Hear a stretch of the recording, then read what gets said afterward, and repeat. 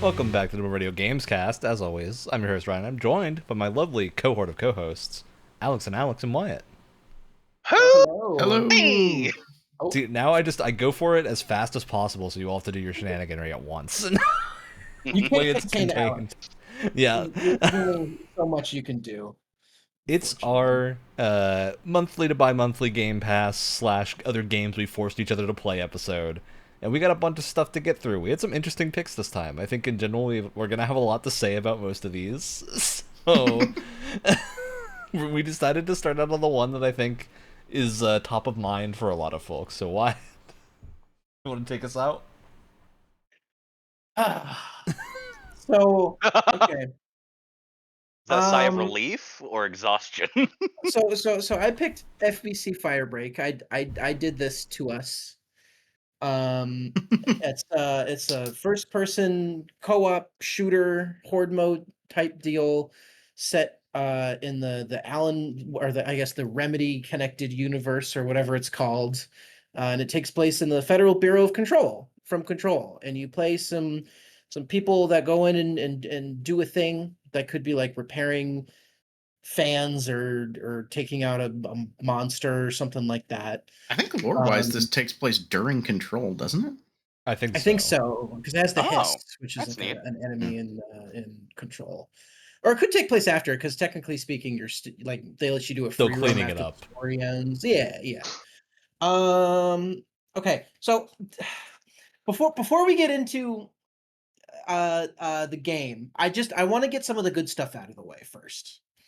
I think this game looks very pretty. I still think it retains that Control art style, uh, particularly with the way that the first house or whatever it's called is designed. It's got some really cool visuals to it. I love all of the armor and all of the like stuff that you can The customize. aesthetic of it is really good. It all looks very goofy. It's a lot of like people wearing like hazmat suits or like Reminds me a little bits of metal strapped abiotic on their factor. arms. And it's Yeah, trying to yeah. Half-Life and whatnot, that type Hmm. of design. Um, so it's got that going for it. The music, weirdly, is Pretty awesome. good. It kind of rocks. There's a lot of like cool like rock guitar that comes up like during like certain sequences and stuff, which is pretty fun. Good stuff. That might be it. There's some good idea. Okay, this is going to be like the transitional from good to bad. Okay, I think there's a lot of cool ideas here. There's three classes that you can pick from, and they all have a unique tool and some other passives that you can customize. But they all have a unique tool that, in theory, in theory, serves as some sort of interaction with the level or the mission in some way. Like there's a class that can repair things, there's a class that shoots water out that distinguishes fire and other things, which is a pretty prevalent mechanic throughout the game. And then the third one hits stuff with a wrench. Or no, wait, that's the repair one. No, there's one with like a gun that shocks things, so it can like basically like kick pieces of machinery back to life with enough Bypasses a electricity. mini game that the other folks have to do if they want to repair stuff. Yeah, In, yeah, good in my idea. experience, it's more of defibrillator paddles with its limited range. It's a good idea in theory. I think in practice it all kind of falls apart a little bit. I think the like It felt very rushed. Like, of I all think the that's things the we're gonna sense that I talk get. about.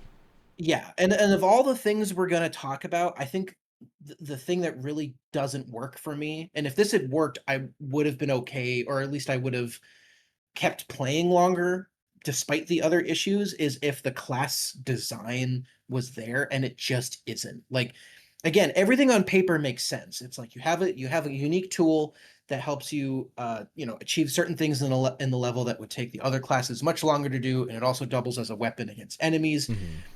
But it's really the effectiveness of this equipment really varies.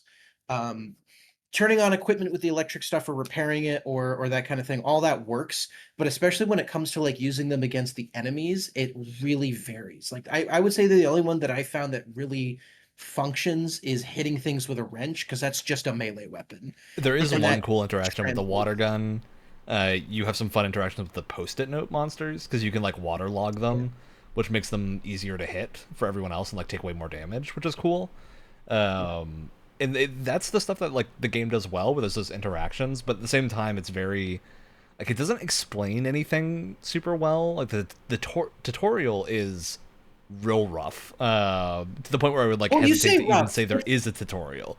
I would say it's just full-on It non-existent. explains a little bit lore-wise, but it doesn't explain anything Well, mechanically. it like throws up some UI on the screen, and then like the mission you go into is not a tutorial mission or anything. It is just the regular mission. It just restricts you to the one that's a little bit more understandable from the start. But even then, So- they're oddly designed. There's just a lot of things that feel unfinished about it. I don't mean to cut in, but where you have described is probably a good segue for me to have my one bit on this game. That's as far as I ever made it. I could not get into a match. Now, part of this may be on me. I will admit I waited till this morning to give this game a try. And I said, okay, I'll get into a game. I click through the tutorial on how to navigate menus. And I say, take me into the mission. I look away from my screen for a moment, and I look back, and I go, "Oh, I'm back at the main menu." Well, let me go through this process again, and maybe I didn't click the button right. And I get in one, and I sit there for a few minutes, and I get kicked. And this process repeats 5 more times. Various disconnect, kick, or whatever. There was some other thing that I got.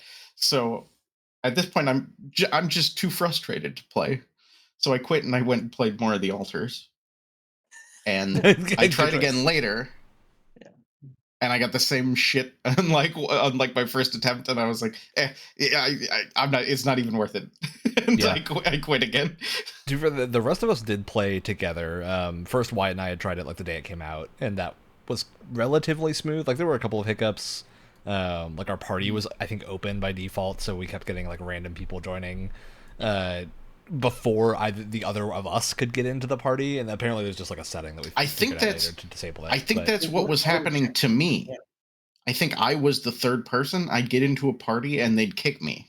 Yeah, it's weird because it seems like there's a delay on when you hit like invite friend for it going private. It doesn't seem to happen immediately, so people can join before your friend gets there.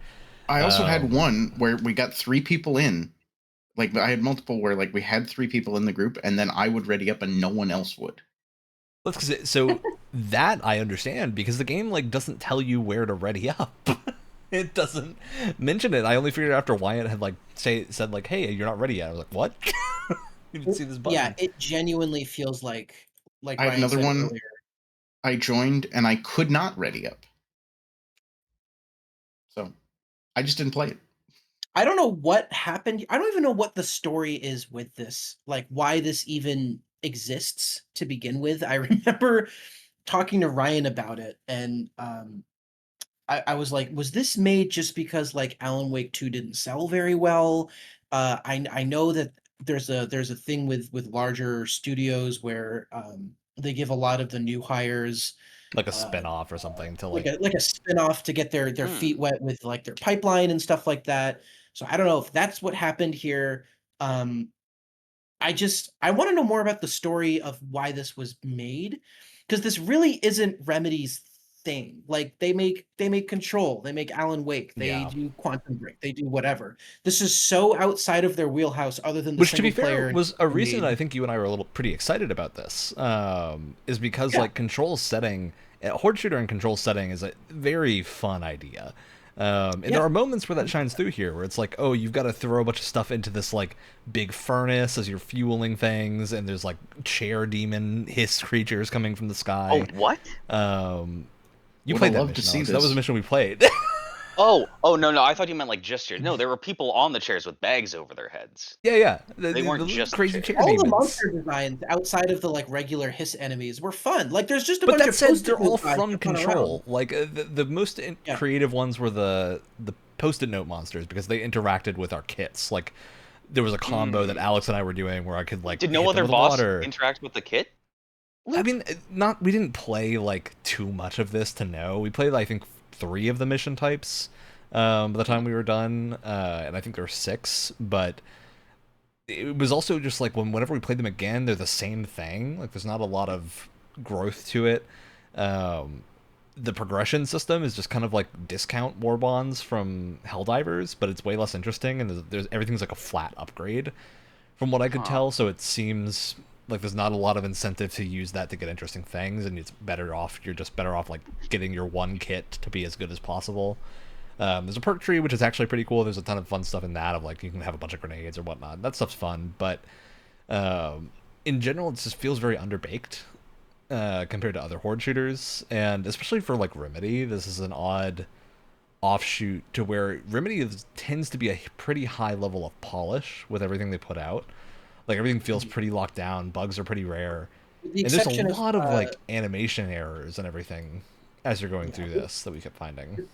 With the exception of Alan Wake 2 that had performance issues, I think they've ironed a lot of those. It had performance issues, but it didn't have like full-on visual glitches and stuff like that, right? No. Where like this one, just the little things I noticed when I was doing this is there was in the flame furnace level, you have to like stick these barrels onto a zip line, and so you stick them on the zip line, they pop over. You did do this one, but no, I just did the post-it note monster with you guys. There was no flame furnace involved. You had to do the flame furnace because they only let you do that one first. So we definitely did that one. I was just doing sticky note cleanup with you guys. That's because the sticky note was far more memorable, but you did do the other. Because you can't have done the sticky note without doing it. But I think the thing of you not remembering it is because it wasn't memorable. Like, it's not an interesting level.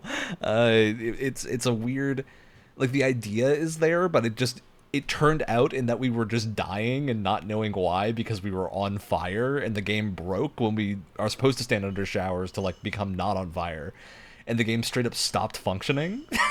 And we were just permanently on fire, and we had to like leave the mission because I think Wyatt, like, you had even revived and you were still on fire after you revived and it killed you. 100%. Yeah, it was and in a situation like that, one of the that was the first match. Yeah, well, all of that aside, the other thing is, like, when we were playing this game, half the time we couldn't tell if what was happening was a bug or intended to be that way, because there are just so many bugs, little moments like that scattered throughout where it's like, is this intentional? What's happening? Yeah, because the game also doesn't explain itself. It doesn't explain itself. There's things you can do to others. So, like, I was playing the water class for most of it. Alex was playing the, like, electric class and the post-it note level we did. And the water class can, like, hit guys or hit your teammates, and it'll soak them so that, like, the sticky notes fall off, basically.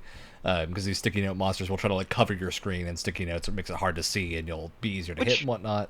Cool interaction at first, got really annoying in an unfun way. It's because you're just running around, and they're like hard to see. There's so much going on. You're constantly low on ammo, and have to like go back to these stations to refill it and whatnot. In a way that's just like it's just weird. It's weirdly balanced in that with a lot of the guns, it doesn't feel right. I had a problem in multiple missions where even if I was not using the 12 gauge shotgun, every piece of ammo that spawned in the mission was for the 12 gauge shotgun. Oh my god. And so I literally could not refill my ammo except for going back to the crafting station. Weren't there other moments where the boxes of ammo you were able to pick up and it counted towards your ammo, but they still said 12 gauge shotgun? Yeah, so they always said in the next mission I was able to pick them up and use them. So I don't know if it's a bug. I don't know if it's like an intended thing, or they that's just the make only other ammo asset. That really feels like this game was like underbaked, which feels really weird for 100%. Remedy to me. That's the running theme. Yeah, it's strange. Like, I mean, I was excited for something kind of different from them, set in a world where it all in one of their settings that makes sense for all of this, but it's like they were just like completely scrapped for time, or they were completely uncomfortable making something like this because it's kind of their first like real multiplayer like only effort. I don't know what happened here, but it's it's a mess. And I read somewhere that they're doing like a massive update to make a bunch of changes in the next few months or something like that. But for me, it's like, this needs like more than one update a few months after launch. This needs like continual like work for the next year to really like reverse It needs some some of like what's happening here. like if this had been an early access launch, I think it would have been received far better, because it would have been 100%. more acceptable that this is like a growing game.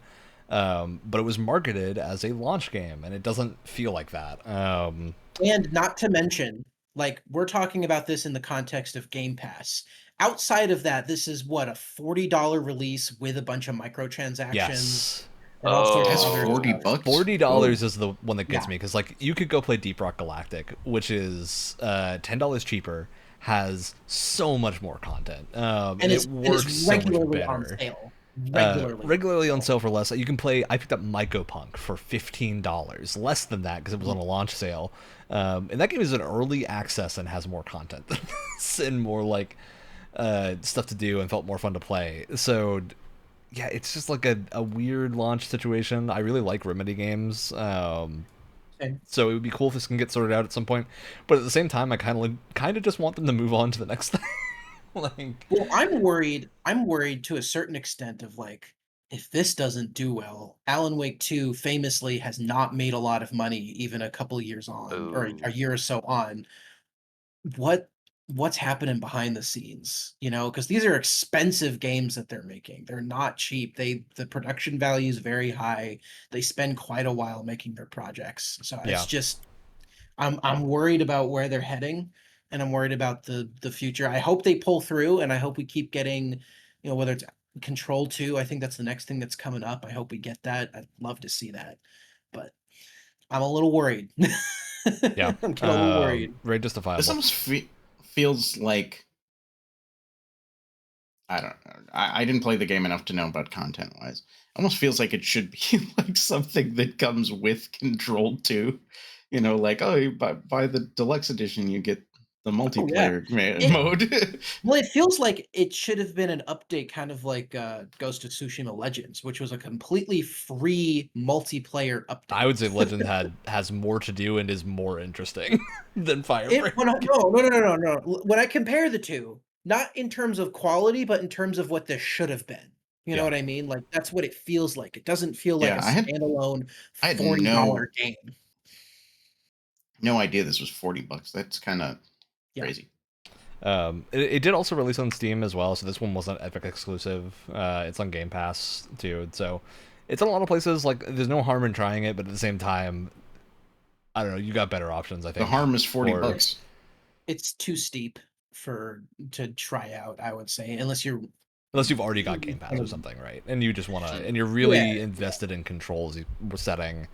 Because there is, I think, something to like the idea of this game that's really cool. Of like, you're a like control unit sent in to clean up after all these crazy hiss monsters are here, and that's a fun concept. But they definitely try and have dialogue between all the different characters. Like, try and gives this kind of like workplace, this kind of like blue collar workplace kind of vibe to it. And sometimes it works, and other times the dialogue is just weird and random and doesn't really. Which has me wonder, like, if this would have just worked better as like a Left 4 Dead style thing, where there is just a contiguous story running from mission to mission, where it just feels like a co-op game that has like the horde shooter half of it, but the bulk of the game is co-op essentially, and going through the story, which would have been very fun. I think there's a lot to that idea, but yeah, it just feels like it's not baked enough. All right. Any final thoughts on FBC Firebreak? I mean, if it's on Game Pass, give it a try if you're curious. If you don't have Game Pass and you have to pay for it, do not pay $40. It's really not worth $40. And I hate saying that a Remedy game is not worth $40. That genuinely, because like Alan Wake 2 was my game of the year when it came out. Alan Wake 2 is my game of the year when it came out. I like Remedy a lot. I like what they're doing, and that it hurts my soul deep down to say that. Yeah. Alex, you gonna be playing this more? Which one? The one that wasn't able to play it at all, or no, it's already uninstalled. from Game Pass for me. Yeah, that was it would not be bearable if I was not with you two. All right. Well, that's one of the most scathing reviews I think we've ever done from the start of this, but really didn't have a good first impression. Wild that's coming from Remedy. There's something there. There's a nugget, a kernel of an idea that's really cool. Maybe in like 6 months, it'll be worth checking out again. But need some time. Needs more than 6 months. that's being nice. I'm sorry. All right, Wyatt, what's your next game? Yeah, so I tried for something this time. I tried something kind of strange, and I fell flat on my face. So I'm gonna pick something that I think will be comfortably, at the very least, decent. Hopefully, I'm picking Crypt Custodian. Very fun. Custodian. Been wanting to play that. It seems like a great pick. All right. Excited to get out. Nice. Wyatt, who are you calling on next? Where are we going to? Let's go Alex W. Pass the ball. Pardon me, not try. I'm trying to secure Fantastic Four pre-screening tickets. Sorry, you called me, and I'm like, oh no, wait. Yeah, so I picked the Altars. Talk about cosmic rays in space and whatnot. I ended up playing this one more than any other. I wasn't sure what to expect with this game, and I guess so. To give a brief overview, it's kind of unlike any other game I've played, but it's got kind of a base building element as well as then you go out into the like space planet you've landed on. It's like proper third person exploration and like resource collecting and stuff. Yeah, and the main conceit of the game, spoilers, except it's in the title, so not really, is that you just clone yourself. You're the only person who lives this like expedition to get to this planet. So you have to clone yourself, but then you change part of the clone's history. Their mind record, as it is. Yeah, so basically like a digital version of your lifetime line. And then it's like I guess I went to college instead of not going to college, and that guy became a scientist, or whatever, or the other way around. I didn't go to college, and this guy's a technician, and different branching points in your history create different expertise on the people, and I think it's an interesting mix of like just exploration and like resource gathering combined with base building and an interesting story, and and like managing like your altars moods, because most of them, at least in my game, most of them were not particularly liking the fact that I cloned them. Yeah, I tried to lie, and I because something that was viscerally upsetting to me with how, at least, the pace of the game to me felt too slow and too fast at the same time, and I am very much not a survival person. That is my number one complaint about the game, is the pacing of the intro of this game.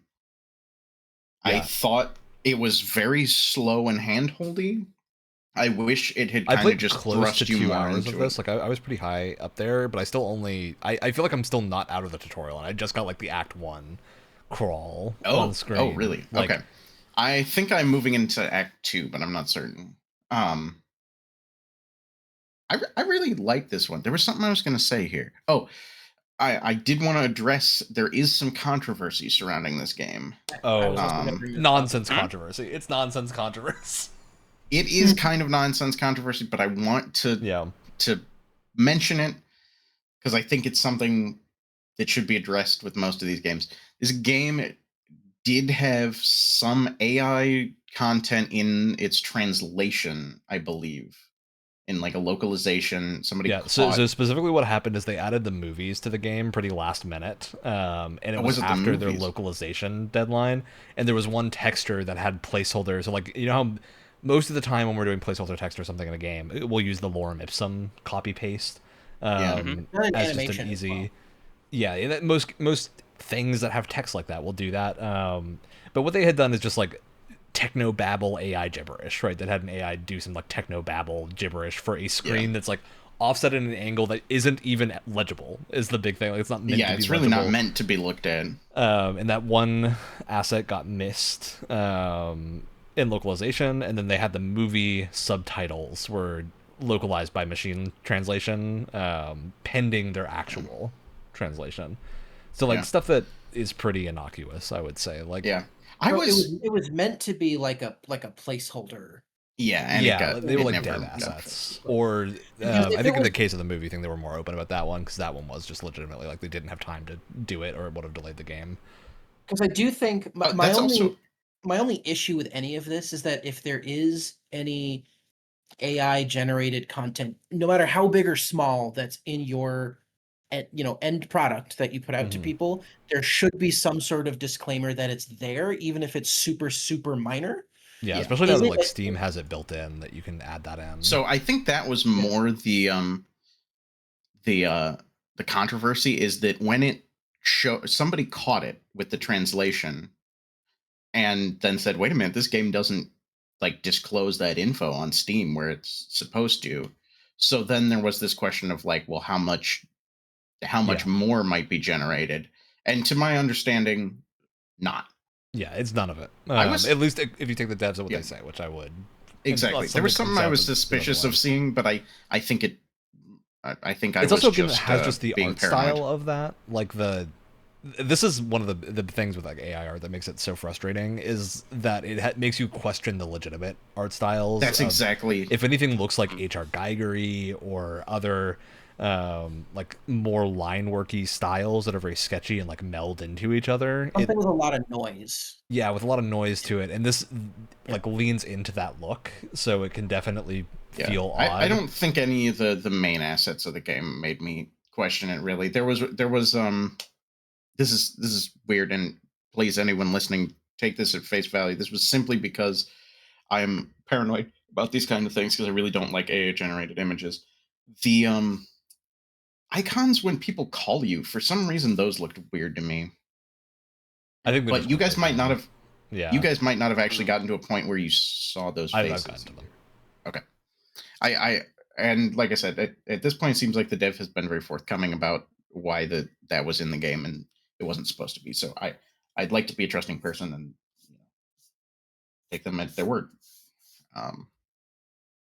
But anyway, that's the controversy out of the way. I really ended up enjoying this game. It's my kind of game for sure. I like this I like a base buildy kind of thing, but I like that this is a mix between sort of like an exploration and like a base build kind of thing. And also I do like the sort of high concept sci-fi story.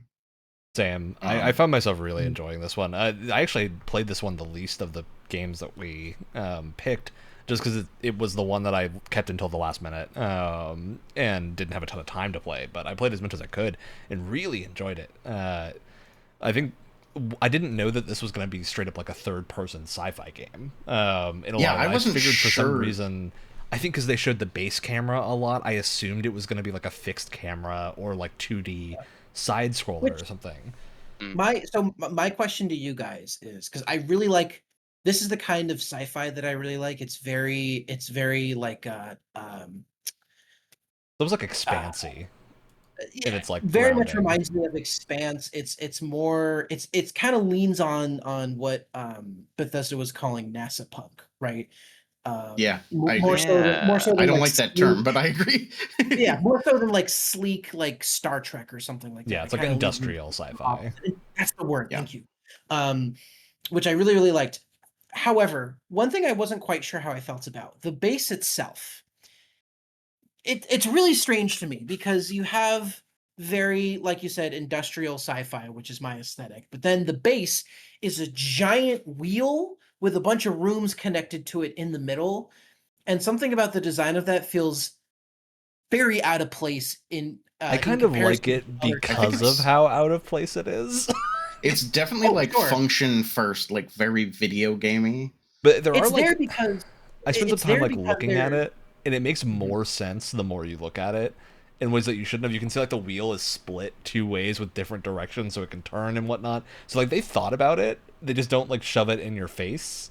But if I you just go like think the walk design around of it, it in comparison with the other things you find, it feels very out of place. I think that's fair. It's Yeah, for it's me fair. something that is very clearly like they were like, we want to make this like base building thing. How do we have like the base move? Like, oh, what if we just do like a 2D plane and it's on a big wheel? it's also And like then visually. I it was understand. built 3D out of that idea. I understand the thought process behind it, because if you didn't know, I think the previous game that they worked on was This War of Mine, Mhm. and they had a I similar didn't realize layout this for was the same all of devs. the.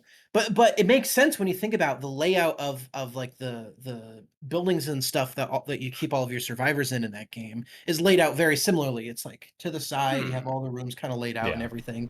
So I'm assuming they wanted to keep that kind of like base building management kind of thing going on.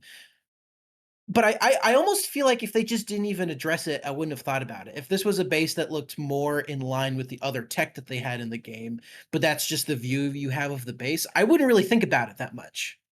I You know like what the I big mean? But now wheel. I'm like, here's the thing. I'm not I like saying the it's big wheel. bad.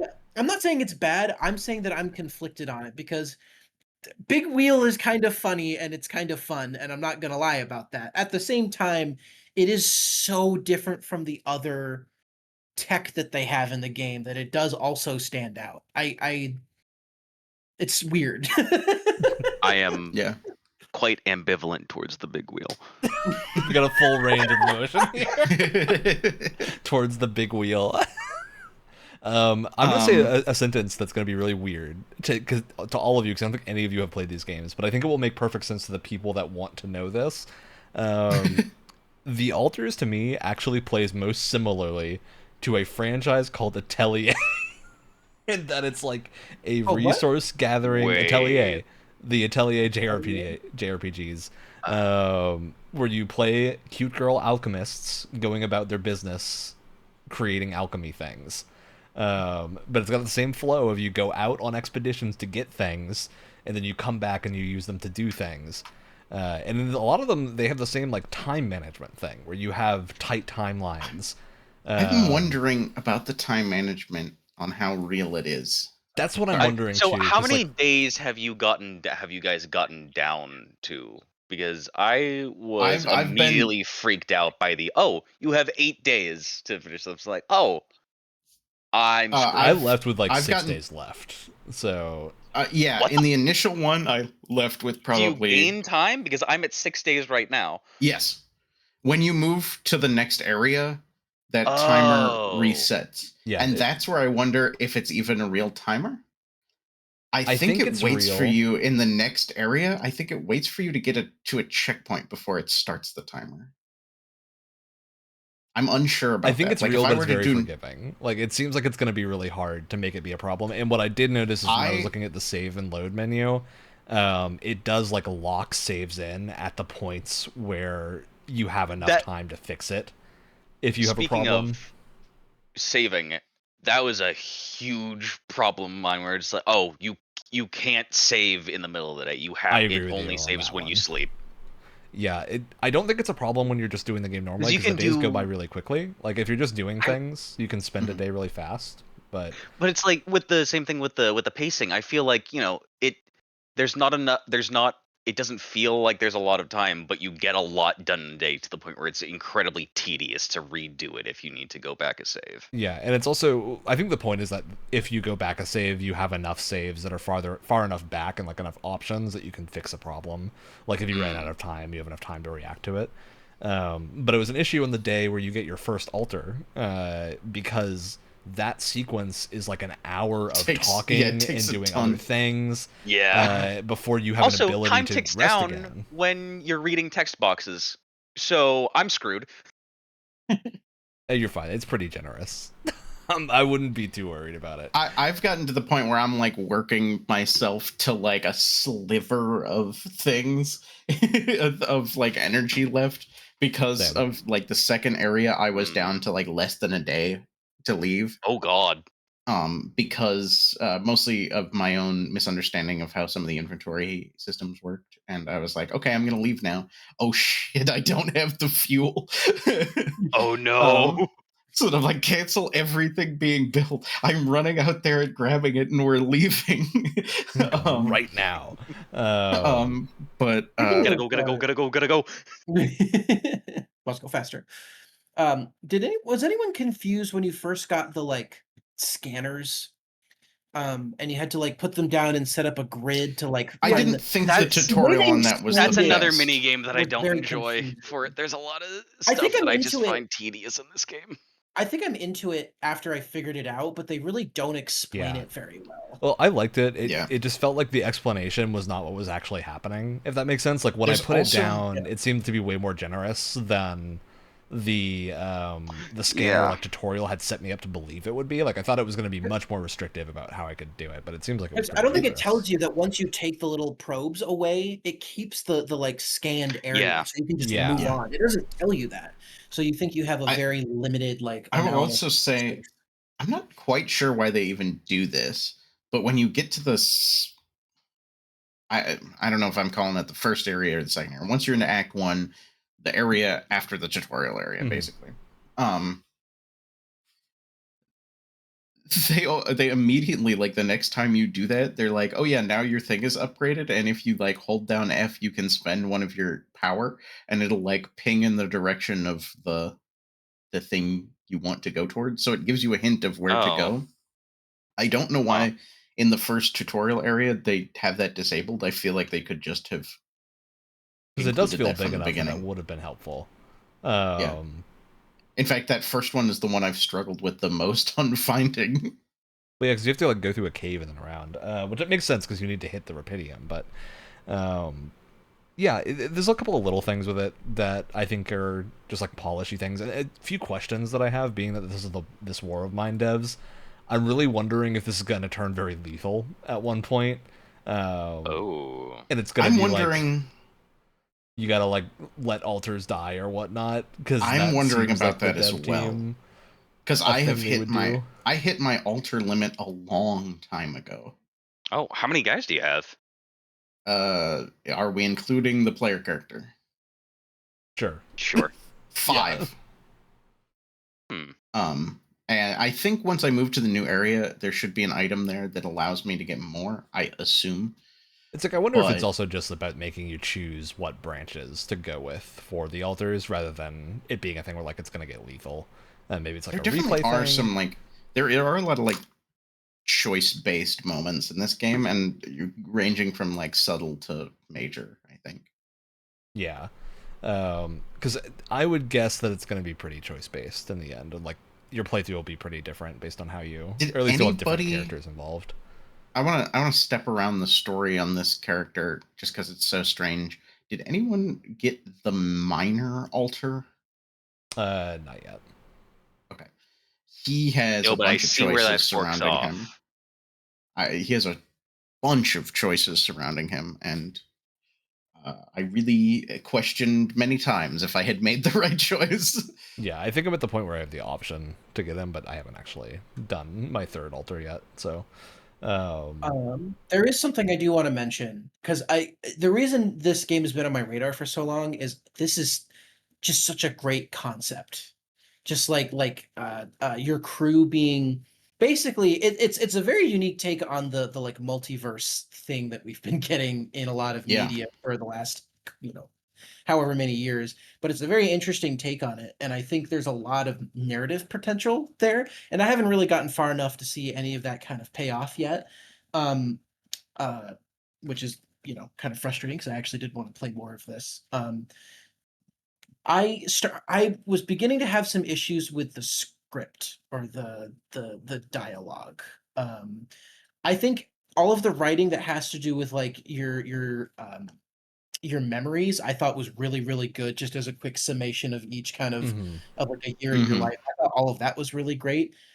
Maybe part of it was just the like main character's voice actor, but like the dialogue was not doing it for me sometimes. There was a lot of like him just saying what he was thinking out loud, which I think you have to write in a very specific way to make it feel natural. Great example is like Uncharted, I think, does that really, really well. Yeah. They really make it part of Nathan's personality, and they don't really do that here. And also, all of the dialogue with the mysterious other guy that you're contacting was like really That was kind of slow tiring. That's and- the one and that got tiring to me. frustrating. Was also just It like goes it's away long-winded. eventually. Yeah. It's like very long-winded. in It's those very bits, which is long odd. pauses where It there is. is nothing being I said. think it gets. Yeah. I think it gets better because I think that I was, and that was kind of goes back to my like thing about the pacing in the intro of this game, is that it's really slow, and I wish it kind of just threw you in more. Especially because like there is once you get towards like the end of the like intro and tutorial stuff, there is so much that it is like repeating or that I feel like is so obvious. And I'm like, I don't need this to be character dialogue. Yeah. Or like the time you make your second altar, there's like a significant amount of dialogue about making an altar. Like we already went through So this. we went through the moral It's the dilemma whole the first conceit of time. the game. Like, Yeah. I think it Come on, churn out another and I baby think- and let's get mining. And I think Yeah. part of the problem too is that I think whoever they got to voice Jan is like just not, he's not terrible, but I think for a game where you're mostly going to be hearing his voice, I think I Mhm. wanted a better performance because it comes There- off a little like flat and a little there's just not a lot of like I- personality in the performance, if that makes sense. It's just not quite good enough for a game that really relies on his performance. well, what I'm wondering is I if didn't- that's intentional. didn't have- If it's meant to be more like blank slatey because of the whole concept. Yeah, I have some thoughts on this. And first off, I think you're right. But it didn't bug me that much. I will complimentary. I have 5 Jans. Mhm. The voice actor does a Jan. good job of having a separate voice for each character. They are all slightly different. They all have a slightly different accent or a slightly different way of talking. I did So notice that, like- that with the first altar that you set up, is that he did alter his voice in a way where it did feel like a different character, which I thought was impressive. Yeah, some of them are so much so that I question how this man has this much different of an accent from a life choice that happened when he was in his 20s. But I liked that touch because it was easier. Like people would like, some of my alters will like call and be like, I have this thing I need, or like there's an emergency over here, and I could tell who it was. Mm-hmm. And that's impressive. I'm- It's why I didn't want to say I don't think he's a terrible voice actor, that he does a terrible job, because that is impressive. I agree with your complaints on the main Jan. I'm wondering if they hired him because they were like, this guy can do like 16 different accents and pull it off. Yeah, well I also enough. think it's meant to be that like main Jan to me is meant to feel very blank slatey. Like, I get the vibe that he is meant to be the most milquetoast version of Jan that there is. I guess that doesn't mean that he doesn't, that prevents him from having a better like performance, especially in the beginning, where he's supposed to be portraying that he's very kind of like stressed out. It's because it's a very stressful situation, but I never like quite got that from the performance at all. Mhm. I don't know. I think if he is able to do other voices, which in my experience so far has been pretty good, then that's, it's mostly forgivable, but it is a little bit frustrating when that's also the Jan that's the main Jan at the Well, same yeah, time. I mean, I It's- guess what I'm getting at with that is like I don't know if that's a voice direction thing or a voice actor thing. Like, I don't want to say the voice actor is doing a bad job because I think it's probably If I the had to- direction was that. If I had to guess, Um, it feels more like direction than actual like voice acting. I've noticed too that you're looking at the back of his head most of the time. Like the camera angles, both for the game and for the like the little, I don't know what to call them, little animated snippet kind of things in the Animatic core things, memories. yeah. When a core memory is added, the main Jan is usually like in the shot in such a way that you are like seeing the alter Jan from face on and the main Jan from behind. Yeah, So I that think makes sense to me. I think you're right. I think it may be supposed to be kind of a blank slatey thing, but then also he has a lot of history that comes up that makes him not a blank slate. So I'm not sure. Speaking of which, weird little thing that I noticed. if you're at the base and Jan's talking, his mouth doesn't move. Which Oh, I haven't noticed that. Is that a big deal? You're so no, but it is a little weird. I've not noticed that. I mean, you're so zoomed out that. No, like I said, it's not a huge deal, but it is like when you notice it's like, wait, what? It is a little. You know, Dark Souls has done that for every game, so it's fine. Yeah, I do want to mention the art style here because I think this game is actually kind of gorgeous. Yeah, especially in the third-person sections. When you're roaming around, it's just the way that they've established this alien planet reminds me a lot of Interstellar, and how they set up certain areas. There is some in the intro level when the radiation starts to kick in. That is so cool. Almost looks like There's a ferrofluid or something. Oh God, what am I thinking of? God damn it. Wyatt. Watching Wyatt have a meltdown in real time. I'm having a Wyatt moment. A waveform. Thank you. It almost looks like a waveform, which I thought was really cool. I doubt anyone has gotten to it, but there's some stuff you discover later on that's really beautiful too. That like has almost a. Anybody see the movie Annihilation? Oh yes. No. Yes. No. I do not want to Tell me there's a weird human bear. Yes. No, nothing like that. Christ. But there's some like plant life that gives me that kind of vibe. Is even worse. That's horrifying. That's maybe an exaggeration, but like there's some weird otherworldly like plant life that very cool. Shows up. If there's anyone out there watching this and you've seen The Revenant, so you think you've seen how scary movie bears can get? Nah. If you haven't seen Annihilation, that's the scariest movie bear ever made. Go read Annihilation too. That book is really good. There's no bear in it though. Oh boo! No, I'm kidding. No, the movie's great. Go watch the movie.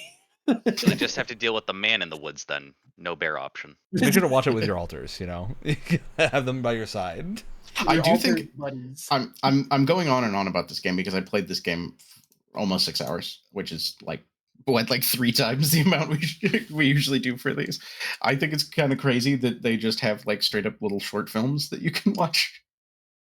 Yeah, I haven't gotten the ability to watch them yet, but I want to. Oh, you haven't? Yeah, I'm sure it's just it's like a full it's maybe like a YouTube video length. It's like a little skit kind of thing. Nice, but you can just go and like talking about here. Yeah, we're watching a 12-hour Dark Souls dissection. I love a brief retrospective spends an entire day of the 8 that I have available scrolling through YouTube. All right. Why does my skin feel tingly? Great job.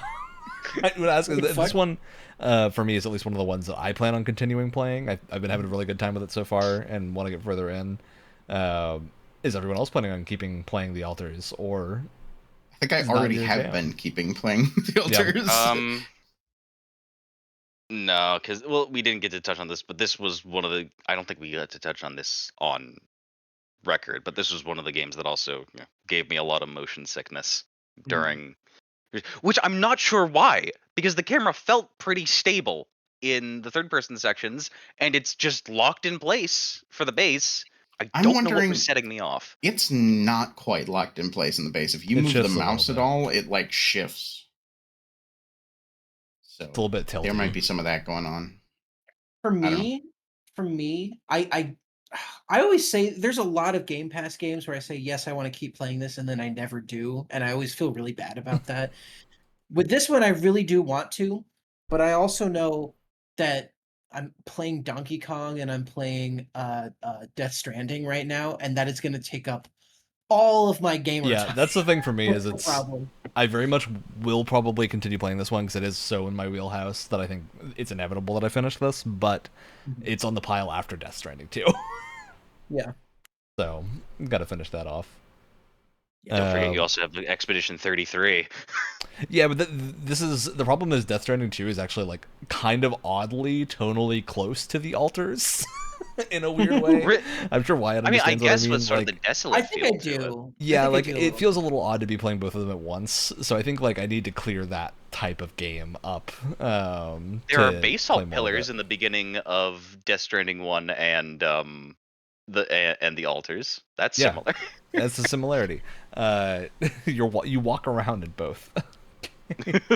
Alex, what is your next Game Pass pick? Oh man, I was kind of going off of what other people were gonna say. Now I got the second pick. I'm torn. I think I'm gonna pick RoboCop Rogue City. Ooh. Hell yeah. I've heard weirdly good things about this game. Yeah, and I actually own this game. I just haven't played it yet. Same. well, Perfect. now's your chance. I was excited to see it No on the more list excuses. because I was never quite convinced by the gameplay I saw, but I've heard it's quite good. So I'm Now we're gonna find out. hoping- The history of this developer's work is pretty fascinating because they really came onto the map when they made a Rambo video game that was like an on-rail yeah. shooter, and it was terrible, like Yeah. god awful, like worst game of the year material. And Which- then they like disappeared for a little while, and they came out with this Terminator game that was actually like pretty decent. And then Yeah, I've heard from what I mixed understand, things on that one, but I heard it Which- was decent. And Also, then I think it this mostly was just pretty flew under good. the radar. Gotta say, and this has no bearing on the actual game itself, as far as the Rambo game is concerned. But has anyone here watched the first Rambo movie? Not in a long time. I think I It's- have. We're It's so off not- the It's not hyper violent. It's almost anti-gun to a point. Yeah, you got to wait for the second one for it to get Yeah. pro Oh gun. no! In the game, you have to shoot cops like legs as like a non-lethal thing because Oh he my doesn't God. actually kill anyone. Anyway, we're getting so off. track So right off now. topic. Alright. Who's going next, Alex? I'm picking Are we RoboCop. going to the big city or are we going footballing? I want to talk about football. Okay. don't. So I don't Let's- wanna I can't remember Let's who talk picked about that. some rematch. I wanna talk about Why it. don't you want to talk about? Why don't you Uh, want to talk about rematching, huh? So to establish this, Rematch is the Seafood Devs slow clap, their next game. I'm a huge fan of everything that they've done. I played a lot of We Absolver played this way on back when. stream. Yeah, we played some. We have a whole episode of us playing Rematch. Spoiler alert: we lost every single match, and it's made worse. Shit for like Well, 2 hours. specifically, you guys won the first one that you We played. won the first match, but And we then couldn't I came record that in. one because Alex wasn't able to get in time, so we didn't record it. And I, like, on the stream, I viscerally hated this. I was not clicking with it at all. I was You having so much properly trouble and tilted. resistance against the controls. Second time we played, okay, this is getting a lot better. Third time we played, I'm in the zone. I'm in the zone with Ryan. We're passing the ball back and forth. I'm having a fun time in goalie and getting shots out. You and I did good the like second time that we I- actually played off stream. I Yeah, ended up- went well. Yeah, I ended up playing this just solo off stream like the next day and got like a win like my second. Yeah, spoiler: my all second of us have match. played more than 2 hours of Rematch. I think. Yeah, where am I right now? Hold on, wait, where am I haven't played quite I've as much as actually- I want to actually. I think Wyatt has where played the am I? most, but I'm Yeah, probably I close. actually have. 3.9. What did you say? What did you say, Alex? Oh, I had 3.9 hours in so far. 3.9? So So I have. Where is it? I have. how much did you play away from us? I have almost 9 hours clocked in. Jesus Yeah. Christ! Fucking game. I Okay, think I'll the explain matches are my- like 5 minutes long, 6 minutes long. I Yeah, think yeah. so. They're very quick So- matches. Mine doesn't want to tell me. So I'm. This game makes me angry, not because it's a bad game, but it is actually such a well-made game that it makes me feel like You a get like a little bitch. Counter Strike rush from it in a weird way, and I use Counter Strike specifically because like I like the speed of multiplayer games like Overwatch. That's my like pace of an FPS to enjoy, and like Wyatt and I have talked about this before, where that pace of it is just like it's just under the amount of sweat that Counter Strike and whatnot is, or Battle Royale, to where I don't hate myself while I'm playing it. And cruise Rematch is line like to walk. riding that line for a soccer or football game. It's really, really well made, but it's also it's a game that will it's well designed in the sense that when you make a mistake, 9 times out of 10 it's your fault, but you will feel It's like a fighting like game. Like such a what you yeah. did wrong, and you feel bad about it. It's the finals, but the fuel is self-loathing instead of cocaine. There is some sort of Or your teammate breakdown not in passing the ball. communication. Like the thing that really gets me about this game, and this is a very personal thing, because like I said, this is a very well-made game. There is a fundamental just like breakdown in communication between my brain and my fucking fingers. Like I know exactly what I need to do in order to get the ball in the fucking net, and my fingers cannot keep up with that thought process whatsoever. And it's infuriating. Yeah. It's really a game like that. Which is to say, like, if you really like competitive multiplayer games, I think you'll have a great time with this. Rematch is like an impeccably made team soccer game, and Outside of the net code, which can be a bit shit sometimes. yeah, it's good sometimes, but it seems like the like ping limitations are pretty broad, and I think that's probably because crossplay is coming in an update, and it isn't out as of the time that we played it. So we were playing with PC Game Pass specifically, which I'd imagine is a pretty small audience compared to like everywhere else that this game was live. Yeah, I didn't have too much trouble with the netcode, but occasionally, like the ball on my screen took a moment, like literally like half a second. But moment you feel it when it does that. But then I go like, wait a minute, like Well, it looked like it went in on my screen and then it like teleported to the goalie. You know? Yeah. But it's an issue because the game requires so much precision on your part. Like it's very precisely designed. So if there's even a quarter of a second delay, you're gonna feel it in a very real way. Yeah. It's very fighting gamey, and that like a few frames of delay here are very noticeable. That said, I had a pretty great time playing this. I do think there's things to work on. Like I think this is launching as a paid full not full price, but like I think it is also $40, I want to say. Let me fact check myself in real time as I say that to make sure I'm not making a fool of myself. But $30, $30, which is a little bit more reasonable with a battle pass. But with a battle pass and a cash store at the same time. Granted, they were pretty generous with the currency. Like I racked up a fair amount, and then you also get tons of just like rewards for playing the game. But that screen's super confusing. Like it was really hard for me to know that I had gotten a bunch of stuff, and then I went to it and got like 30 things, and I was like, wait, what? The game didn't notify me of any of this. I do always get annoyed with a game like this that has multiple different currencies. I should be able to hover my mouse or whatever over the currency, and it should tell me what it is and how to acquire it. I also feel like one of the big things they used in the advertising of this game was like the stage transitions. But everyone starts with just like the default field.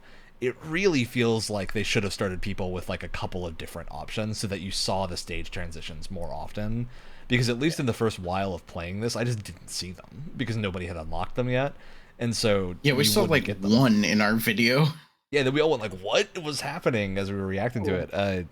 And yeah, I wish we had like started with one of those, or like give every player a different one at the start, so that way you see the stage transitions happening in the live game, because that part was really cool. So I would like to see more of that, because I think that's a good like hook for all the people playing this to be like, oh, it's not just Rocket League, at least visually. So yeah, I think overall I really enjoyed Rematch. I don't know how much I'll continue playing it, just because I think it did bad things to my mental health. Because like for me, I love fighting games, but with fighting games I always know I'm the problem, and with Rematch I recognize when I'm the problem, but sometimes it's not me that's the problem, and I get very angry at the other. It's your teammate. I've weirdly had a lot of experiences of my teammates either leaving if we are down a point, or people just fucking around and kicking in their own goals, either on the enemy team. Yeah, I had a little bit of that. Yeah, we had that happen. A lot of that, which is very frustrating. Again, maybe it's just like what Ryan mentioned. It's a very like it's a much smaller player base pre crossplay, and so maybe that's what we were experiencing. But it happens a lot, and it just kind of puts a damper on the fun. I almost wish there was, and maybe there is. I can't remember.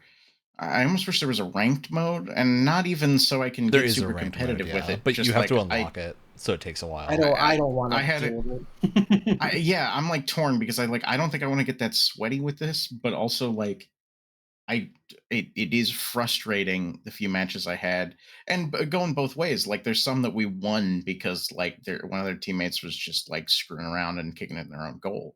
I'm like, well, this doesn't feel like a real I also win. really wish, and this is like a crazy thing to ask for them to have made, but I really wish this game had like a old school career mode, because you play a single character. And I feel like it'd be super fun to go like, oh, like an old wrestling game or something, take your football player from base shitty, I kick the ball real bad, football player, and go through like a bunch of different arenas and whatnot and different teams with like a little bit of a story over the top or something. And go through that and like play it a bit up in terms of the like setting here. I wouldn't have even thought of, because I was thinking of something similar, right? I wouldn't have even thought of something like that if this game didn't cost $30 and had microtransactions on top of it. Yeah, it just feels like it needs a little bit more meat to it. Yeah, 100%. 100%. That said, like if you want the multiplayer is impeccable. Aside from the couple of like netcode hiccups. But to me, like this is a fantastic Game Pass game. Oh, absolutely. Yeah, if you got Game Pass, no reason not to try it. Again, like the matches are 5 minutes. They're very short. And I'll also say this is a soccer game for people who don't like FIFA. Like it is not that kind of experience. It's not the like team manager simulator thing. It is, you play an individual person with 3 or 4 other actual people, and you're trying to kick the ball into the fucking goal. And there's, put it this way, if you watch Ted Lasso and want to feel the feeling that you imagine they're having, play this if you can't play real soccer. So which is exactly what I like. Didn't we end up saying like some Ted Lasso quotes? Oh yeah, we were making Ted Lasso bits. My one the triangle, strongest shape. My one complaint about this game is maybe like the phrasing. Like as a non-soccer player, like the last time I played soccer, I was probably like 6 years old. There was some like phrasing on like the controls, and the tutorial was quite good. But like if you were to go back to the menu, that I'm like, I don't quite know what a lob is or something like that. Yeah, I'm like, I kind of wish it had a little bit more of like a beginner video game friendly, like this also, is your the pass tutorial button. Doesn't tell you the same terminology that the controls menu does, which I think is the bigger issue. They use like passing and more general terms. But it didn't show us using the ones in the controls. There's also, I feel like, a lot of core concepts that you need to come to grips with in the game that the tutorial just doesn't tell you. Like, for example, say you're in the goal and you're holding, they tell you, oh, if you're in like the goalie position, you want to hold left trigger so you can kind of strafe around and jump at the ball and stuff. What they don't tell you is that you should also be using left trigger when you're just kicking the ball around, because that can actually really help you in terms of ball control. But they just don't tell you that. And I feel like that's a pretty fundamental thing. It also makes it easier for you to catch the ball if someone like shoots it in your direction by accident. I think that their tutorial is struggling, and like it makes sense to me, but like I think it's struggling to try to keep everything in the length of a tutorial, because it's already kind of a long tutorial. Like honestly, what I feel like they should have done, treat it like a fighting game, because that's functionally what the controls feel like for a lot of the movements and whatnot, and how precise you need to be, and have fighting game like trial challenges and combo challenges in it, because it doesn't have that. And if like there was an equivalent of like Guilty Gear's new tutorial system in this, I think it would have been the best tutorial of like a game like this. So I wish there was more of that. But otherwise, yeah, I had a tremendous time with this. There's not a ton more to say about it. Like it's a relatively simple game in that it's just the football bit. Yeah, fun, really nice art style, just like Sifu. Yeah, I want to echo the art style thing. The art style here is like, it's like kind of like Sifu, but it's way more colorful. Yes, yeah. It's like they punch the saturation way up, and it looks gorgeous. Oh yeah. But not in like a super abrasive way. The color palette is very warm and comforting, which weirdly fits the like soccer vibes really, really well. Yeah, it's a very, very good palette. And yeah, in general, had a great time playing it. Is anyone else going to keep this installed? Are they playing more? I think it's a small enough install size that I'm going to keep it installed if someone wants to play it. Whether I'm going to choose to play it or not really depends on my mood on any I particular feel like day. this is going to be like a once a month. I'll be in a rematch mood and play a couple I- rounds. Yeah, Yeah. I was gonna say you And said throw that the was doing controller. bad Yeah. stuff to your mental health. I feel if you or I aren't gonna be the ones, oh my, not insinuate. What's the? Oh my god, starting up the conversation of playing around two. I don't think it's gonna happen. But I will dream of the day that it does. Yeah. Yeah, I Oh, think and the that one I will- other thing I want to point out with the game, and this is the thing, I am adamant that they should have stuck to the 5v5 and had that pushed as the main mode. Because it is for ranked, but for quick play, it defaults to 4v4 or 3v3. And the 5v5 is where it really shines, in my opinion. Like, it feels so good to play when you have the full teams versus each other. But for some reason, the game doesn't default you to that. Which, yeah, was odd. That's the only like, minor nitpick I have with it. I will say, I for the most part agree with you that the 5v5 is where it shines. I feel like I became a much better player when I did 4v4 because you're in the hot seat a lot more often with 4v4 or 3v3, and I feel like I learned a lot more by playing the smaller team sizes rather than the larger team sizes. So I think it's probably best to like mix it up because again, I think you learn a lot more with the smaller I sizes. really liked 4v4 when we had a group of 4. Like, Yeah. when we were a team, I think that was great. So I'm like glad it's an option. But I Yeah, do think when 100%. I was playing randomly, 5 was where it was at.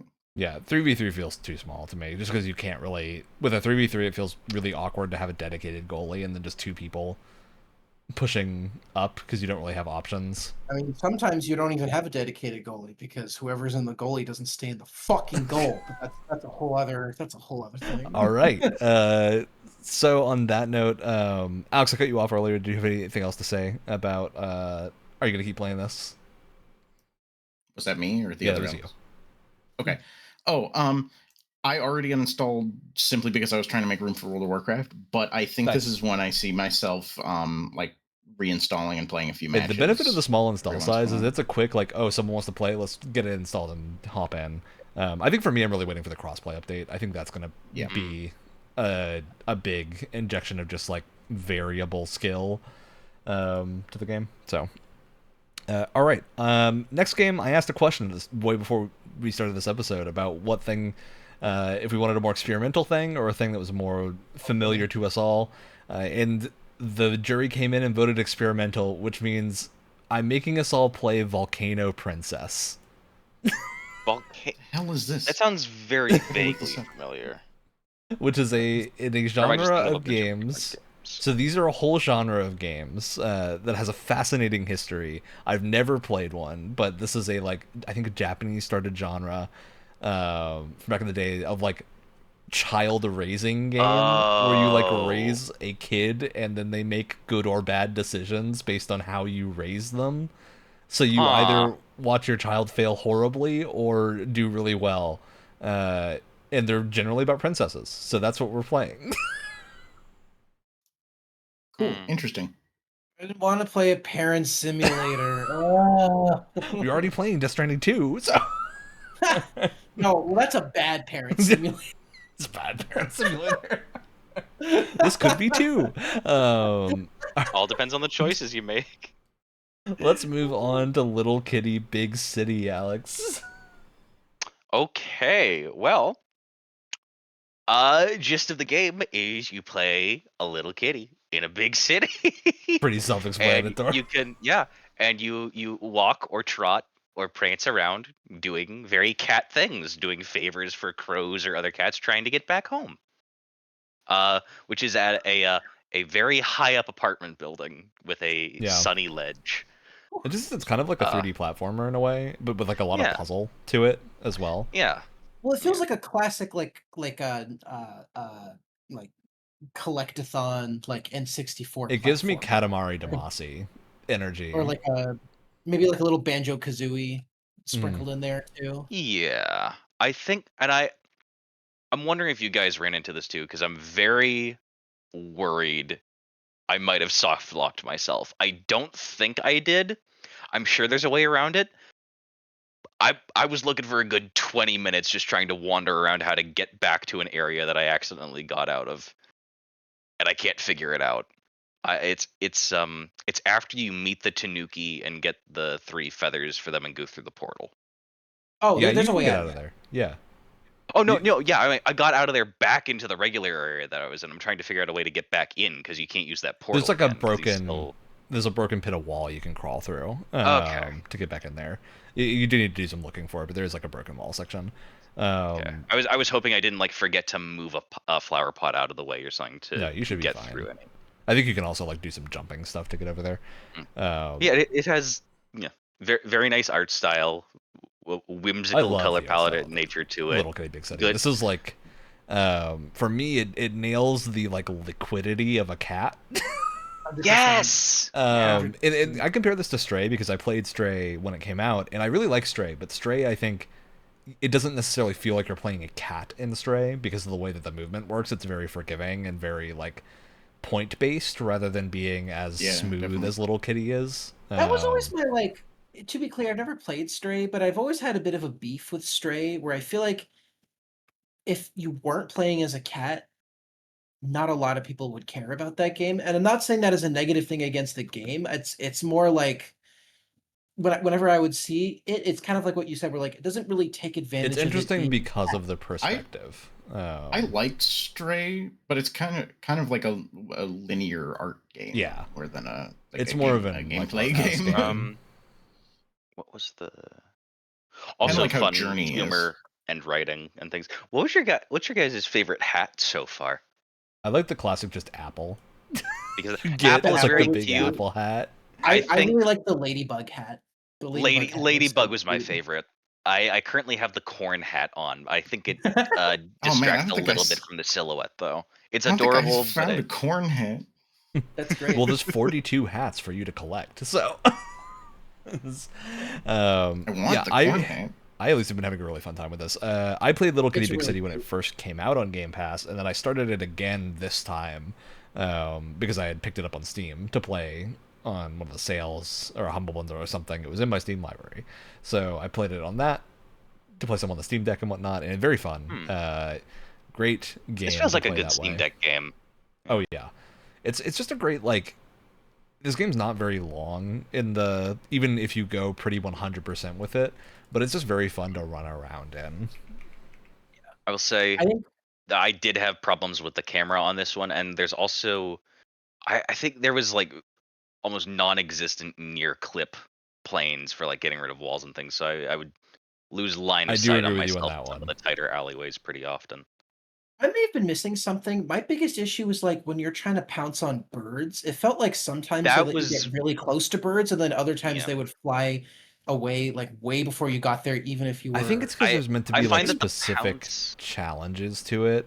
So like I what find I that found the is pounce the ones that fly option far appears away. the second that you get like at your max jump distance away from the bird.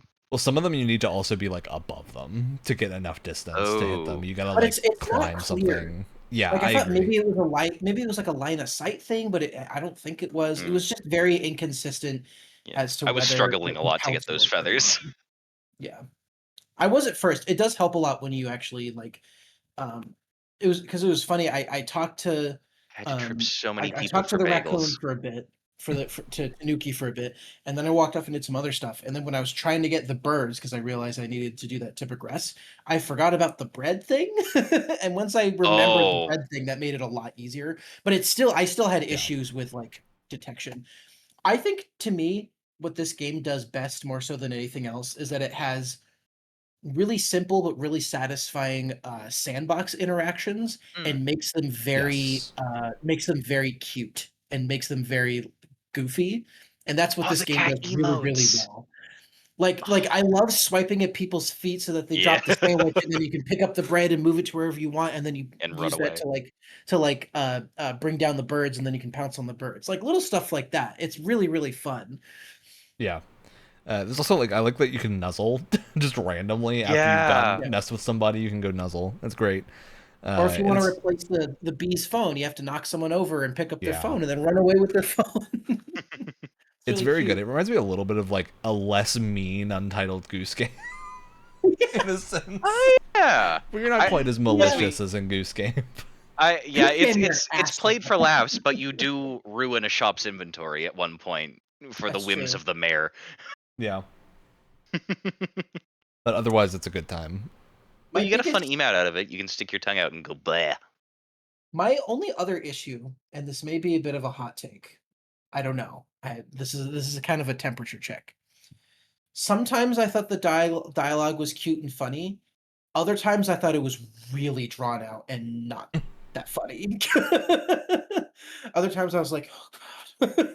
I don't think I've run into I was anything where it's skipping too through, drawn out yet. or just like drawn out in the sense of like it just wasn't very interesting, I guess. Sometimes it was really cute. Like I think most of the interactions with the like bee or the hornet or whatever it was with the phone was kind of funny, especially because it was kind of like fourth wall breaking with how it was using like text bubbles and stuff was kind of clever. But like a lot of the like conversations with Tanuki, I was just like, okay, got it. Can we move Got on? Yeah.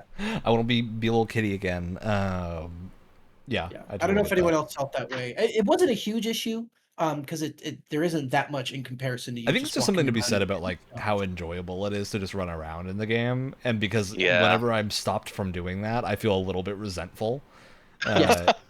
Yes, that's part of it. It's sort of like in like a Mario game when you're talking to a character and they just start there's like 3 too many text boxes, and I'm just like, I just want to get back to doing a thing. You're preventing me from being whimsical. I'm There's a going to little bit put of that. you in the ground. There's a little bit of that with Donkey Kong Bonanza, where like you're having fun just punching the shit out of everything, and then someone's trying to tell you something. It's like, I don't give a shit. I just want to punch what dirt. you need is the Need last thing. story. Give me barrels. I'm gonna punch every inch of the ground, the walls, and the ceiling until there's nothing left. Until I yell "ooh banana" 50,000 times. Yep.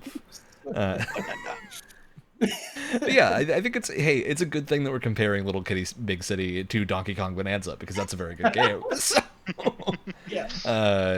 I think Little Kitty Big City is a good time. It's also a great Game Pass game because it is very short, and it's a really good like bite-sized thing. If you have like an afternoon on a weekend and you're just like, oh, I want to relax and just like play something so non like stressful. I just need something pure relaxation. That's Little Kitty Big City.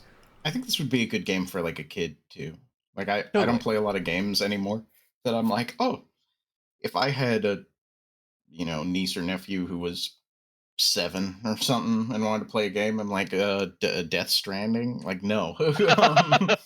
But like this, and I feel like there's less of those outside of like the Switch mainstream titles. I don't feel like I see a lot of those anymore. Now, mind you, that's because I'm 26, but And you know what you know what this makes for as well? And this isn't even an insult against the game, because I do like this game. This is such a perfect gift for a like friend, family member, significant other who loves cozy games, because it's also relatively cats, inexpensive. which often Or goes just hand for in people hand. who love cats. Yeah, 100%. This makes for a great gift for anyone that you know that's into that kind of stuff, because it's like you said, it's short, it's relatively inexpensive, but it's just such it's so jam packed with stuff. Yeah. Also, great game for people who like cats because it's not emotionally devastating. Yeah, Like not emotionally Stray. devastating, and I'll also say like it's not very video gamey, and I mean that in a good way. Of like, if you think Perfect. you can do something, you probably can do it in Little Kitty Big City. Like, because your actions are pretty limited. You can pounce on things, you can jump, you can crawl, and you can swipe things. I would say it's a really good introductory video game for people. Totally. If it's Totally. like, 100%. This seems like a great way to lead into something a little bit more like big, like Mario Odyssey or Bonanza. Just thoroughly enjoyed it. People feel like they're gonna finish this. It's only, I think the how long to beat on this is about 2 to 4 hours. So anyone gonna stick that's through crazy. to the end? If it's pretty short, I might finish it again. Like Death Stranding and Bonanza are really taking up my time right now, but I might sneak in some little kitty sessions here and there. Some little kitty on lunchtime, Oh yeah. It would be like a great like Switch game or a Steam Deck game for that purpose. Like you got a half an hour lunch break or whatever. Totally. Yeah, God, I think I will, probably not in like the immediate future. Yeah, I'm kind of the same way. Of other things. But knowing that I'm probably halfway done with it I probably will finish it. Yeah. All right. What's the next pick?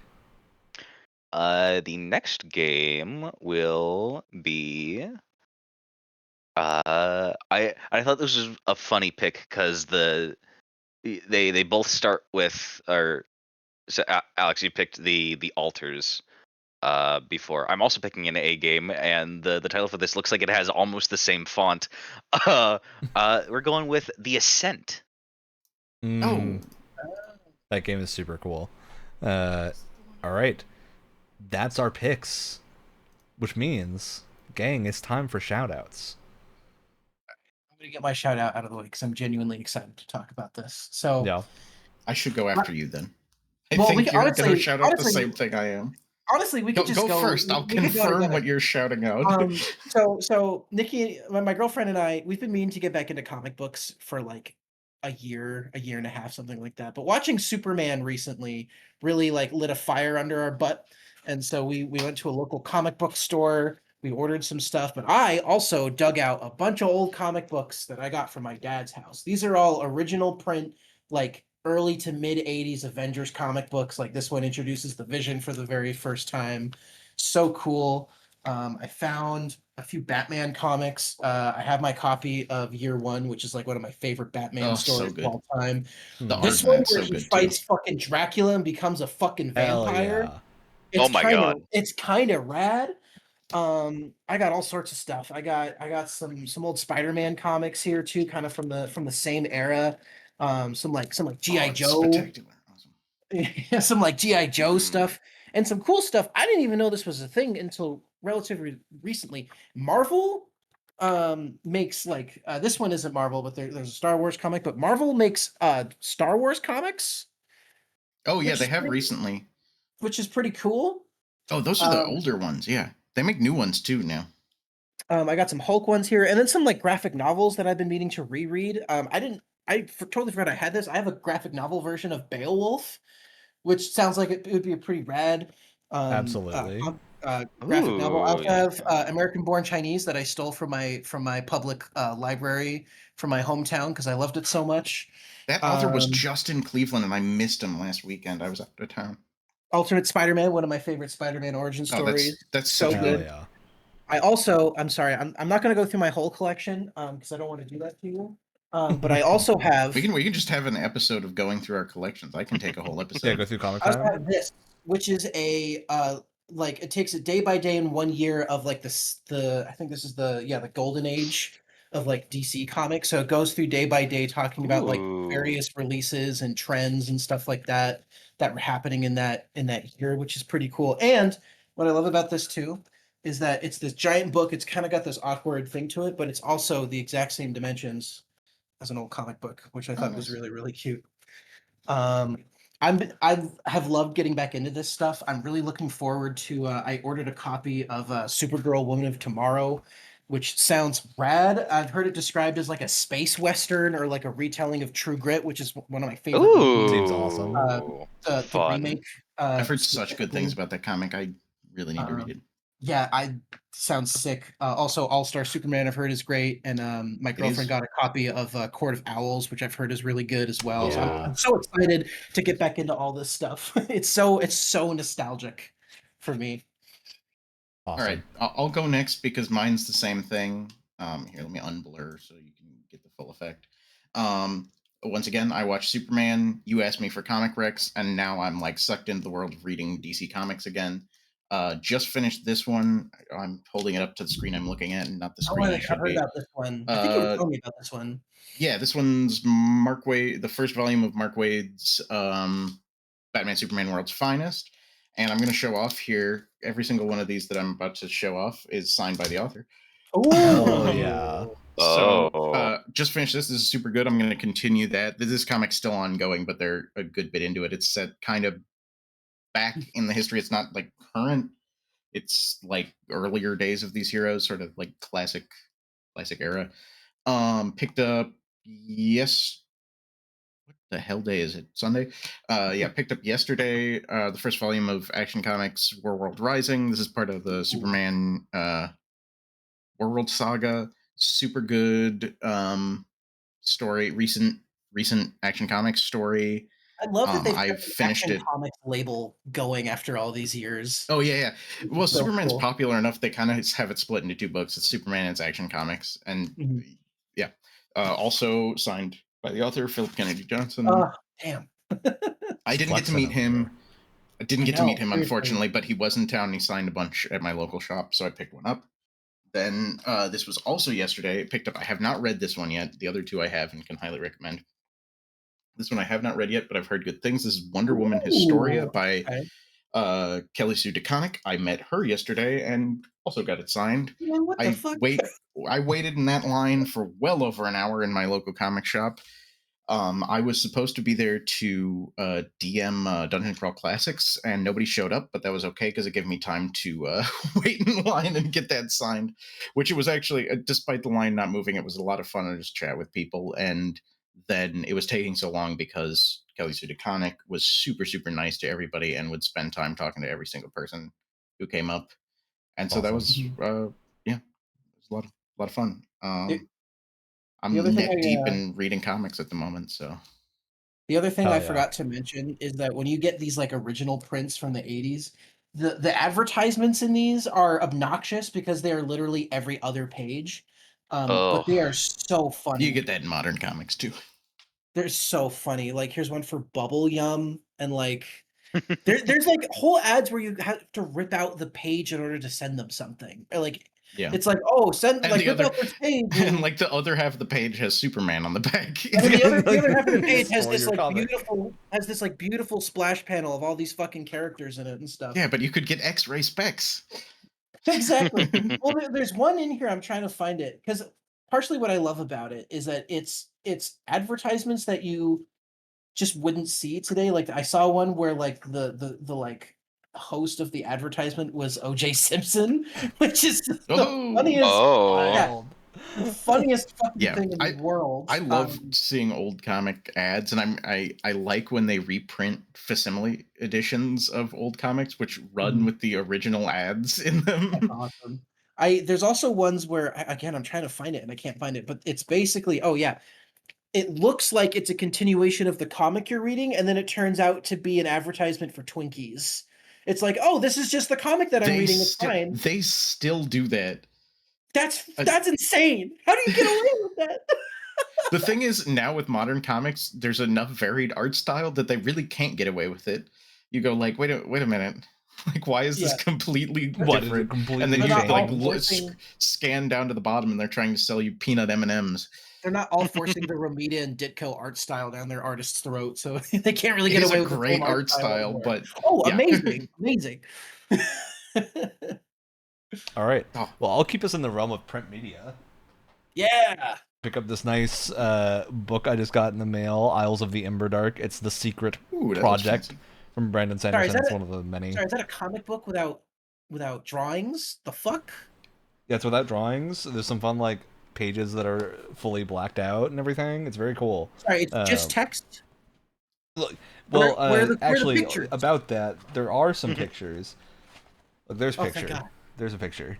Holy shit. That looks beautiful. That's awesome. Yeah, this is a very nice version of the book because this is one of the ones from Sanderson does like Kickstarters for leather-bound versions of the books occasionally, and this is from the. You get into reading more Sanderson. And when you do that, you generally, because they're pretty expensive Kickstarters to get, like leather-bounds are really expensive. So when you get them, you get a bunch of other goodies too. Like I got that. I got this guy, which is perhaps even more fascinating. The Way of Kings Prime. So this is a version of The Way of Kings, which is the book, the first book in the series that had these leather bounds, that was like the original draft, the completed draft. So it's very different from like the final version of the book because this was written a good number of years before it actually came out.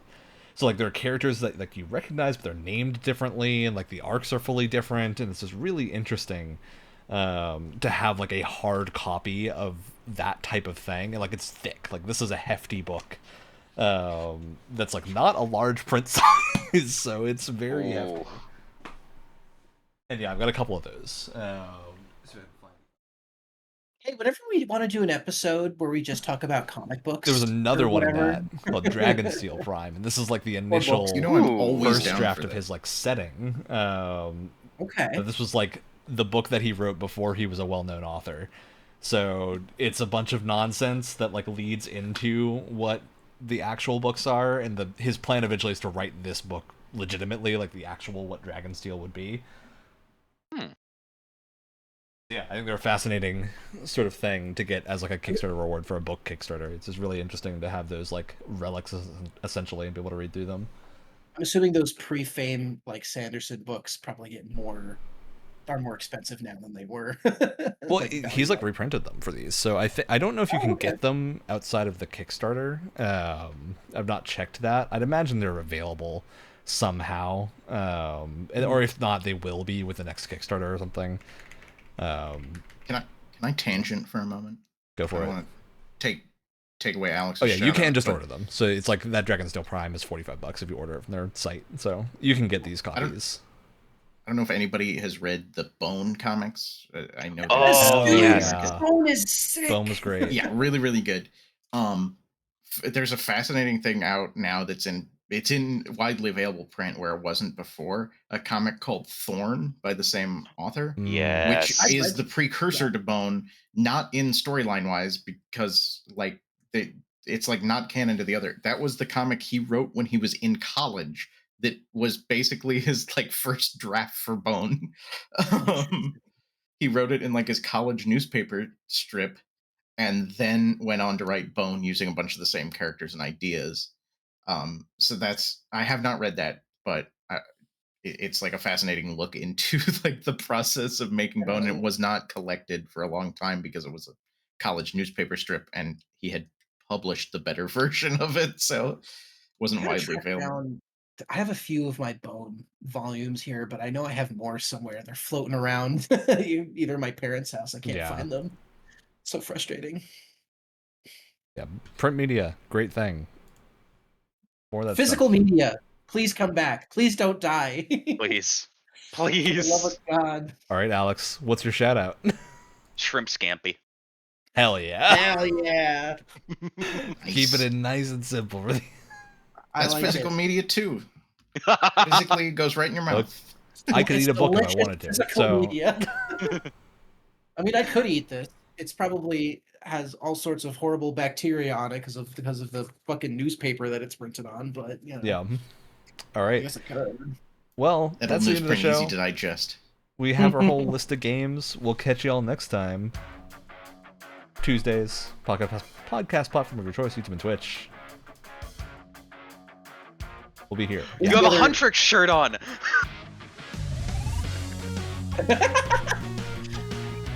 The other reason I won't be playing the other game games is because I've been reading so many of these recently. It's been Yeah, I had a panic today, realizing I hadn't played some.